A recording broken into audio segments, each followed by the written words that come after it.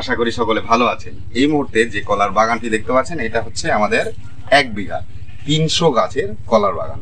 তো আমরা একটু আপনাদের বাগানটা পরিদর্শন করাবো এবং এই বিষয়ে বিস্তারিত জানতে আমার সামনে যে কলাটি দেখতে পাচ্ছেন এটা হচ্ছে রঙিন সাগর জাতের কলা।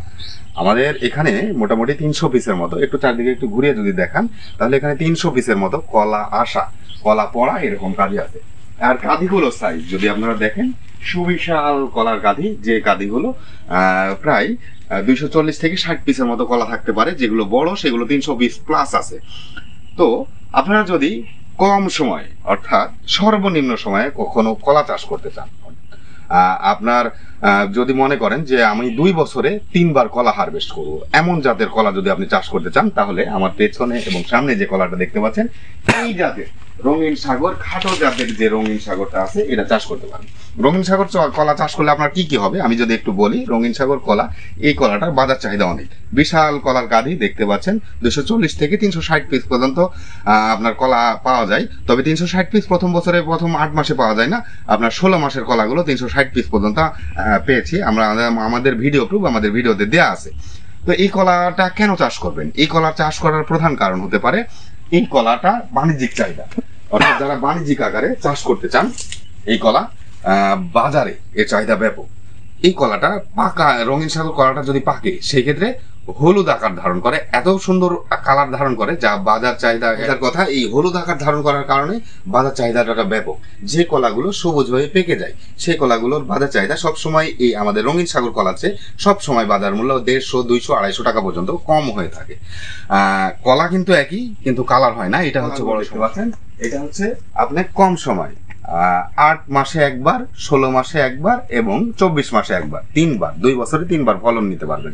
বাংলাদেশে এমন কোনো জাত নাই যে জাতে আপনি 3 বার, 2 বছরে 3 বার ফলন নিতে পারবেন। কিন্তু পারবেন, এটা কিন্তু আমরা বলতেছি, আবার এটাও বলতেছি যে আপনার 2 বছরে একবার ফলন আসতে পারে যদি গাছ ঠিক মতো দেখাশোনা না করতে পারেন।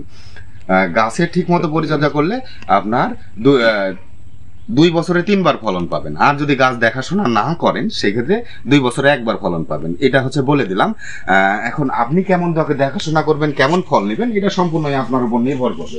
তারপরের বিষয় হচ্ছে অন্যান্য যত কলা আছে এই কলাগুলোতে সময় লাগে অধিক পরিমাণে সময় লাগার কারণে অনেক সময় আমরা দেখি যে ঝড় বৃষ্টির মধ্যে চলে যায়। ঝড় বৃষ্টি হচ্ছে কলা গাছের প্রধান শত্রু। সেক্ষেত্রে ঝড় বৃষ্টির মধ্যে যে কলাগুলো চলে যায় অধিক লম্বা হয়। এই গাছের উচ্চতা সর্বোচ্চ দেখেন, এইখানে আমি যদি হাত দেখাই তাহলে এই গাছের উচ্চতা 8 ফিট 9 ফিট গাছ। 8 ফিট 9 ফিট গাছে যে পরিমাণ বাতাস প্রাকৃতিক ভাবে লাগে তাতে করে একটাই এই ধরনের খুঁটি যদি দিয়ে দেওয়া হয়, এই ধরনের খুঁটি দিয়ে দেওয়া হলে ঝড় বাতাসে তেমন কোনো সমস্যা হয় না, যার ফলে কলা থাকে নিরাপদ। রঙিন সাগর কলা চাষে আগ্রহী আছেন, এই যে দেখতে পাচ্ছেন জাতটা, এইটা রঙিন সাগর কলা চাষে যদি আগ্রহী হয়ে থাকেন এই ধরনের সাকারের গোড়ার মুঠা চারা, এই চারাগুলো আপনারা নিতে চান তাহলে আমাদের সঙ্গে যোগাযোগ করতে পারেন। আমরা ইনশাল্লাহ আপনাদের এই কলা চাষে সহায়তা করতে পারবো। এটা হচ্ছে সর্বশেষ বলিনি, এটা হচ্ছে রঙিন সাগর কলা। অল্প সময়ে অধিক ফলনশীল যে কলা আছে এর মধ্যে অন্যতম জাত হচ্ছে রঙিন সাগর কলা। এর কালার হচ্ছে হলুদ, বাজার চাহিদা ব্যাপক এবং বিশাল আকারের কলা হয়। যার ফলে আপনারা যদি মনে করেন যে কম সময়ে অধিক ফলন নিব এবং একটু লাভবান হব তাহলে সঠিক পরিশ্রমের মাধ্যমে এবং পরিচর্যার মাধ্যমে আপনি রঙিন সাগর কলা চাষ করতে পারেন। আর রঙিন সাগর কলা চাষ বিষয়ে যে কোনো সহায়তার জন্য আমাদের সঙ্গে যোগাযোগ করতে পারেন। আশা করছি আপনারা নিরাশ হবেন না, আপনাদের যে কোনো ধরনের সহায়তা আমরা করতে পারবো যতটুকু আমাদের জানা আছে। ধন্যবাদ সবাইকে, ভালো থাকবেন, সুস্থ থাকবেন সবসময়।